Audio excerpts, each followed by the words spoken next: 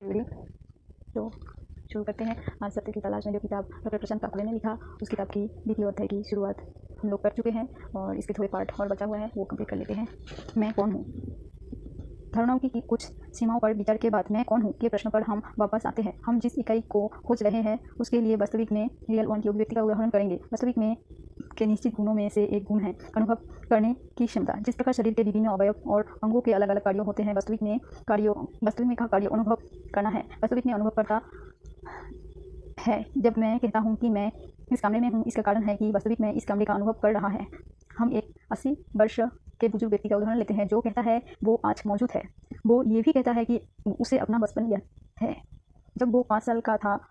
वो ये भी कहता है कि वो वही व्यक्ति है जो 75 ईयर पहले रहा है, तब भी वो मौजूद था।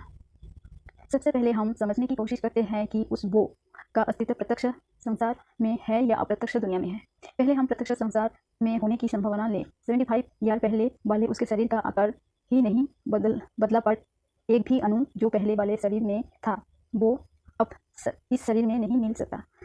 शरीर के टिश्यू बदलने की गति इतनी तेज होती है कि कुछ कोशिकाएं तो थोड़े दिनों में ही बदल जाती है, अन्य कोशिकाएं जैसे त्वचा की कुछ सप्ताहों में और हड्डियां कुछ वर्षों के अंतर में बदलती रहती है। जबकि मस्तिष्क का माइक्रो मॉलिक्यूलर मास 3 दिवस में बदल जाता है। तंत्रा कोशिका यानी कि नर्व सेल्स वही रहती है, पर उसके मॉलिक्यूल्स बदल जाते हैं। हर मिनट हम कई लीटर हवा सांस उच्छ्वास करते हैं। हवा में मौजूद ऑक्सीजन और नाइट्रोजन हमारे शरीर का हिस्सा बन जाता है और शरीर के अणु निष्कासित होते हैं। ये प्रक्रिया चलती रहती है। तो 75 वर्षों के दौरान अणु और कोशिकाएं जिससे ये शरीर बना हुआ है वो कई बार बदल चुके हैं। कोई भी वर्तमान शरीर का हिस्सा काटकर माइक्रोस्कोप यंत्र से देख कर सकते हैं वो 75 वर्ष पूर्व उसके शरीर का हिस्सा नहीं था।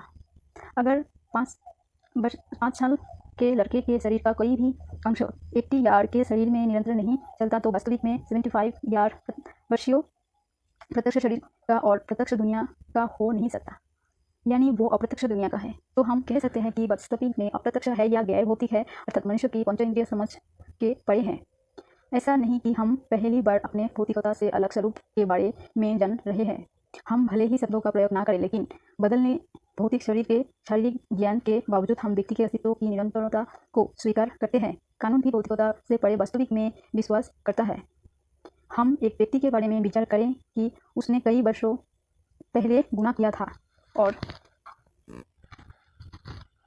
वो अब अपराधी घोषित किया गया है। भले ही वो ये सिद्ध करने की कोशिश करें कि उसकी लिवर, किडनी, हृदय ट्रांसप्लांट हो बदल गए हैं, या उसके अतिरिक्त करे कि उसका संपूर्ण शरीर जब उसने अपराध किया था वो अलग था, उसके बाद भी वो गुनहगार रहेगा, क्योंकि जो गैर भौतिक वास्तविक में है, जिसने गुनाह करने का अनुभव किया था, वही अपराधी है।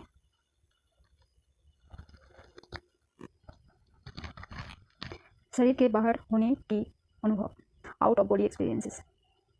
कैम्ब्रिज की मिस मक्के को बचपन से बार बार शरीर के बाहर होने के अनुभव